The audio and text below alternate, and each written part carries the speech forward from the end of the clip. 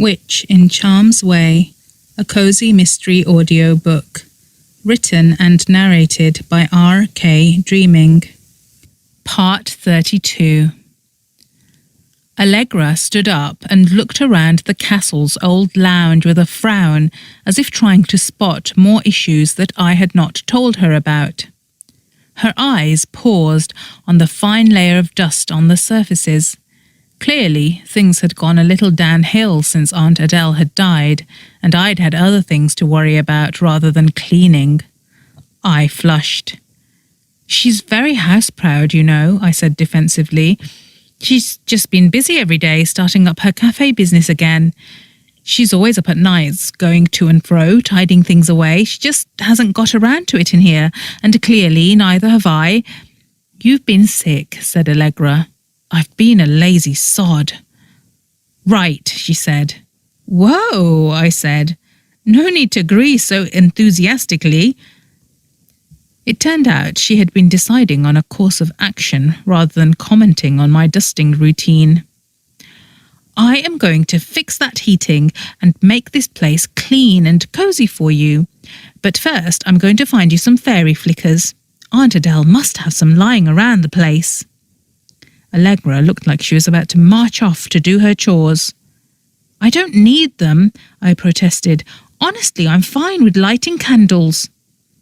Fairy flickers were festive lights made from fairy cocoons. "Nonsense," she said. "Why bother when I can enchant the flickers to follow you around to wherever you want them to go? That'll be lovely." Allegra had spent half of our teenage years inventing ways to get around my lack of magic. It seemed she wasn't done yet. "Really, Allegra," I insisted, "I don't need help. I'm perfectly fine as I am."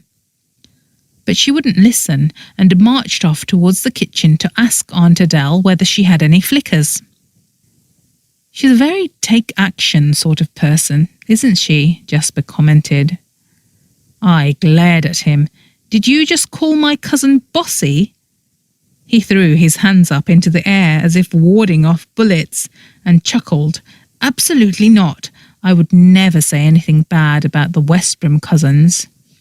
"I should think so," I said.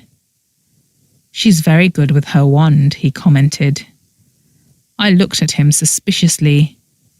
"You had better not be wondering what other things she's good with. You keep your mitts off my cousin until your lady-killing days are over." He grimaced at the word lady-killing. "Message received," he said.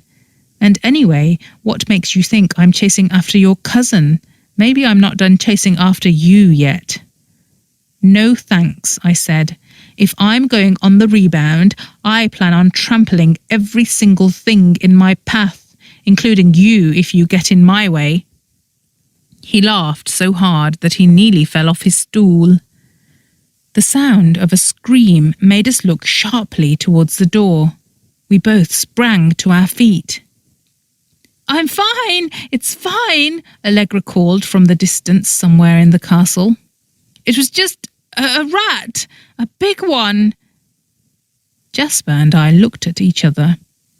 He might not know her very well, but he knew her well enough to know that a measly rat was hardly going to make Allegra Westbrim scream. We both hurried in the direction of the noise and found Allegra in an old outhouse near the family garden. Fortunately, the outhouse was attached to the castle, much in the way that a garage might be attached to a humble home, so I didn't have to brave the sunshine to get in there. "What is it?" I asked her urgently as soon as we walked in the door. She glanced behind me and Jasper and looked relieved to see that we were alone. "Oh, good. I was worried that Aunt Adele might follow you in here," she said. "Why?" I said. "What didn't you want her to see?" Allegra carefully held up a twisted metal object with just the tips of her fingers. There was a grimace on her face. "This," she said. The thing looked like a cross between a rake and a cleaver. The smell of blood came to me immediately. In the dimly lit interior of the outhouse, I had to get close to Allegra before I could see the sticky remnants of the stuff coating the sharp ends of the metal. They were twisted like claws. "What the hell is it?" said Jasper, looking disgusted. "Do you think Aunt Adele—" Allegra's voice trailed off. She was looking very worried. I shook my head. I went close to the thing and bent my head a little and took a sniff. My head reared back, half with revulsion, half because the smell had been attractive to me. But I had achieved my aim. It might have sounded odd if I'd said it to these two, but I could smell the differences in the blood the same way that one might be able to smell the difference between a beef casserole and a chicken sandwich. And I had smelled this blood before. It was Lily Silverswift's. I couldn't believe it. What the heck was this thing coated in Lily's blood for? But I couldn't even ask this question out loud, because then I would have had to explain why I could smell that it wasn't her blood. And I couldn't admit that, not even to Allegra. Jasper was looking sickened as he eyed the awful weapon. "Lily," he said quietly. I nodded my head. "I think so." "Where did you find that?" I asked Allegra. She pointed to a crate nearby. It was full of odds and ends like bits of metal, empty plant pots, rusty old tools, all things which might have been lying around in the garden. In fact, the entire outhouse was piled with crates of stuff like this, and with old furniture towering precariously high. This was Aunt Adele's storage shed. "You think this was used to kill Lily?" said Allegra sharply to Jasper. He nodded. "Esme told us that the body had been clawed up. What if it wasn't real claws? What if it was that thing?" Allegra looked outraged. "But why would it be in here?" she said. Then she gasped loudly and looked at me in horror. "Aunt Adele? You don't think she would have done that? You said she was mad at Lily for trying to use magic on you, and she broke Lily's wand." Allegra looked sickened. I was outraged. "No, of course it wasn't her. That's just the sort of thing that Granny Selma would say, determined to believe Aunt Adele is a traitor to the family when all she's been is a big sweetheart. You've been hanging out with Granny too long." Allegra blushed. She shook her head as if to shake some sense back into herself. "Oh, of course it wasn't her. I don't know what I was thinking. Just that maybe she's been confused since she's come back. I've heard the transition to being a ghost can be tough in the beginning."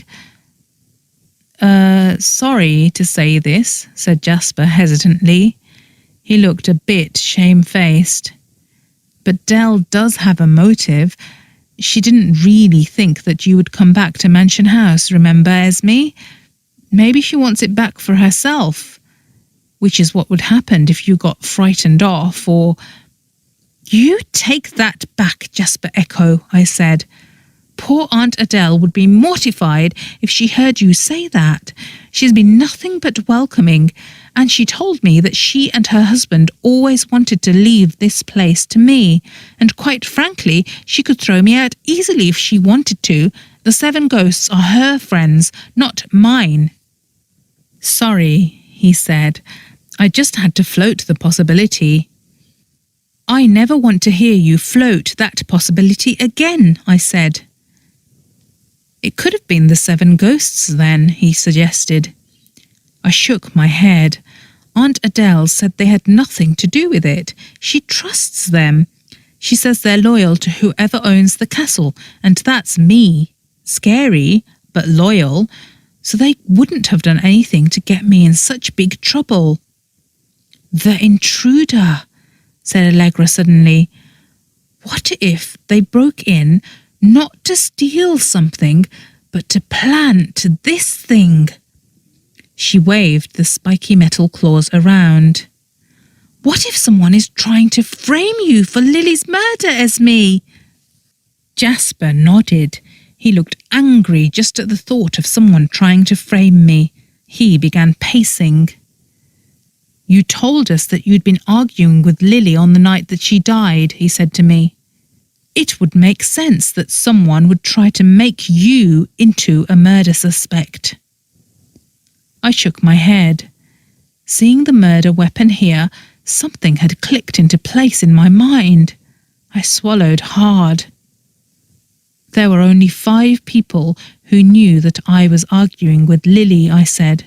5 people who saw that argument. Allegra reeled their names off. Oberon, Lorcan, Petra and Paolo.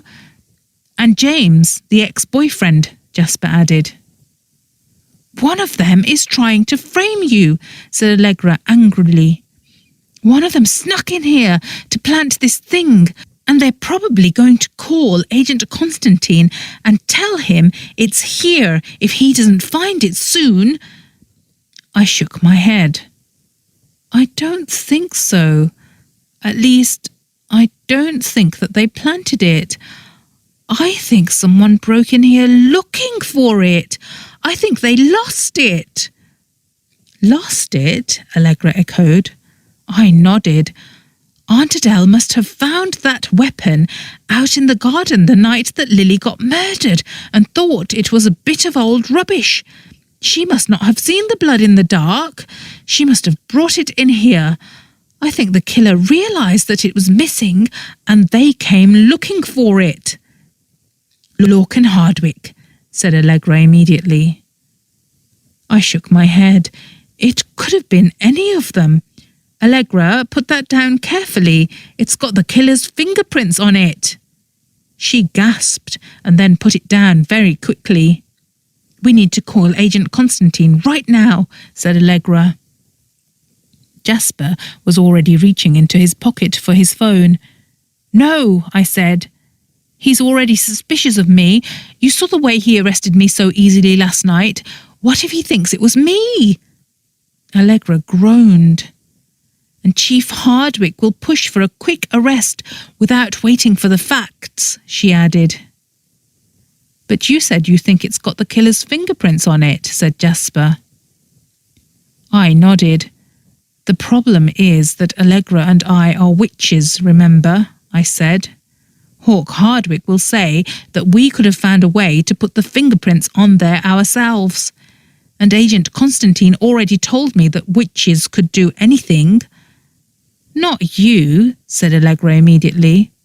And then she flushed and looked uncomfortable. Oh, you know what I mean. Her voice trailed off. I nodded. She hadn't meant it offensively. The thing is, you're my cousin, I said, and you could have done it to protect me. Everyone knows that you've been protecting me my whole life. I can back you up, said Jasper immediately. We saw you find it. But we didn't, I said. We didn't see Allegra find it, and there's no reason for Hawk Hardwick to believe it. And it wouldn't stand up if they decided to give you a truth potion, Jasper. Then what will we do? Said Allegra, looking worried. The only thing we can do, I said. Set a trap for the killer. Hi, you've reached the end.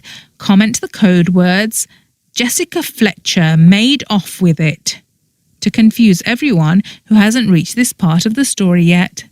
Thanks for playing along.